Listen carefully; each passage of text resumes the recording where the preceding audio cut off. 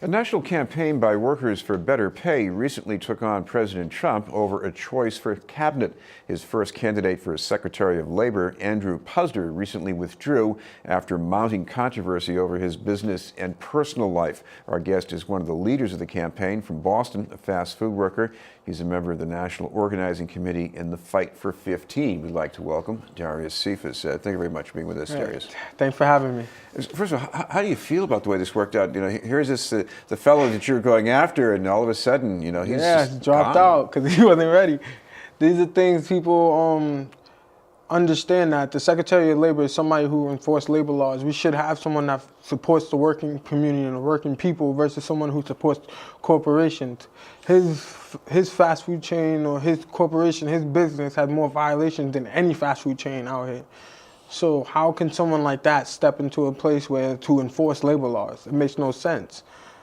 So I'm happy that the fact that he stepped down, but realizing the fact that he wasn't winning. It's something when the people speak as one and talk together and speak as one, and we all have one message to give to candidates, these are people you have to listen to. This is the working people. This is what makes America run. It's not corporations that make America run. It's the people that make America run. It's interesting here, too, because even before the episode with the Oprah Winfrey show was widely known, I think that Puzder was in trouble in Congress, and I think he was in trouble with Republicans because if they all voted for him, he might have been confirmed.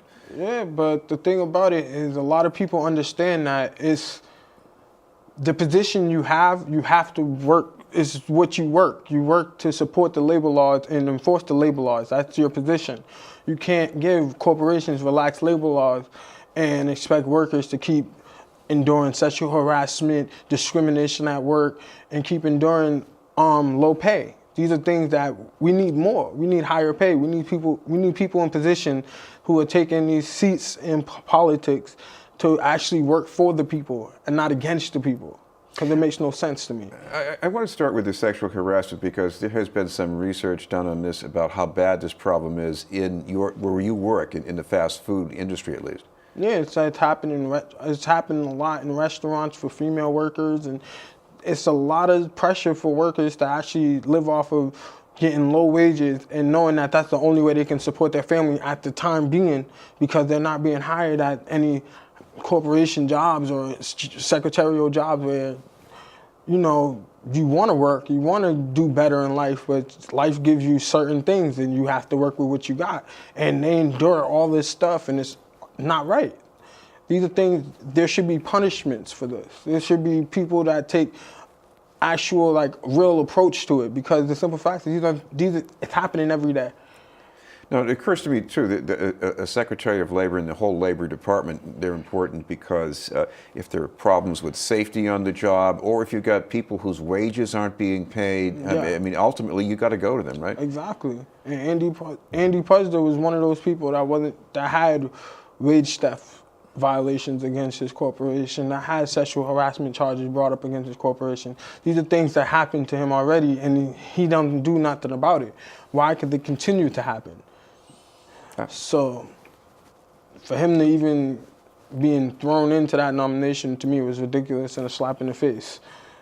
What does this mean about some of the other concerns? Because your main concern has been wages. You're trying to get that $15 an hour for people, at least in the chain fast food. Where do you see that now with Trump as president? It's going to be a fight. That's something we're prepared for. We already know there's going to be a lot of actions. There's going to be a lot of protests. There's going to be a lot of strikes. We already know, and we're ready for that. That's not something we're worried about, but we want the presidents and everyone in these positions to understand that you have the power to actually help us more. So open those doors for us so we can actually get more out there. We're trying to get politics and everyone to join the fight. We already have workers already uniting to fight. We need some people with power to actually help us too as well. And so it's a unity between everybody, people with power and people who work for the people with power.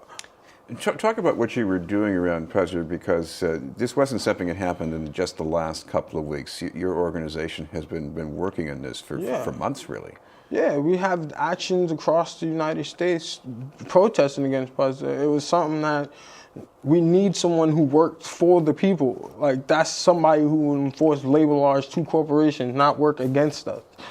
And we wanted them to understand that, even though we got some bad results here and there, but we got states raising their wages. We have towns raising wages. There's people who actually are stepping up, saying yes, working people do deserve a chance to get a livable wage. They do deserve to be part of the middle class. It makes no sense for it to be living in poverty and we work 40, 50, 60 hours every 2 weeks, 40 hours a week, and we making under $300, $400, $500 every 2 weeks, $300 every week, and it makes no sense because rent is high, the cost of living is high, everything is high. So we have to somewhat balance the scale.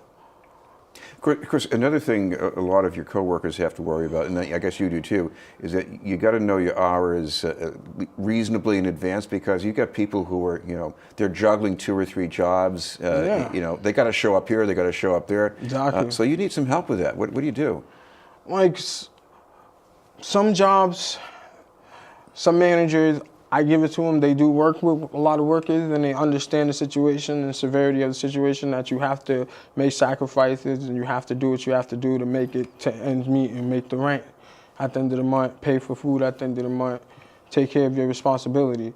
So it's more down the line of balancing your time for sleep and working, because the simple fact is that family time is already taken out of the equation once you work 2 to 3 jobs. So then you have to balance in sleep, and that already takes away because you're working morning, evening, night. Like, I worked an overnight job and a day job, and that killed me when I was doing both. So I had to pick one. And if I had to pick one, I had to pick one that pays more, and neither one of them paid any different than the other. So then I either have to work more hours, and that's not happening. So you have to really have to push yourself to the limits and really take on a lot more responsibilities onto yourself. And I think, to be honest, it's ridiculous. If I work 40 hours a week, I should be able to pay for everything I got to pay for, take care of my family when it's necessary, when I have to, when everything is important. Like, these are things that are important to me. Taking care of my family is number 1 to me, and I have to do it regardless of what anybody says to me. Like, regardless if I lose my job today, tomorrow, next week, I still got to take care of my family. That's not gonna stop. So I rely on these jobs to actually pay for a lot of my things, and you can't really take away from a lot. It takes away from a lot, especially family time and all that stuff. It really takes away from a lot, because I know a lot of people who work 2, 3 jobs, and they don't see their children, or they work so much that their children be at school, so they never see them at home, and then by the time the kids get home, they're going to work. Well, Darius, I know you'll have more things happening with the campaign in the weeks and months ahead, so people can go to, a Facebook page to find out some details. Yeah, Fight for 15 on Facebook. You can go to any Fight for 15 page on Facebook. You can go to fight15.com or .org, if I'm not mistaken.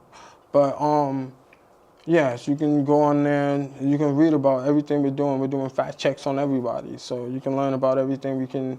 Everything we know, you'll know. So it's like we're trying to get all the message out there, and we need more people to step up and speak out. And we do need more fact checks. Thank you very much for being with us. Thanks for having me. Darius Cephas from the Fight for 15.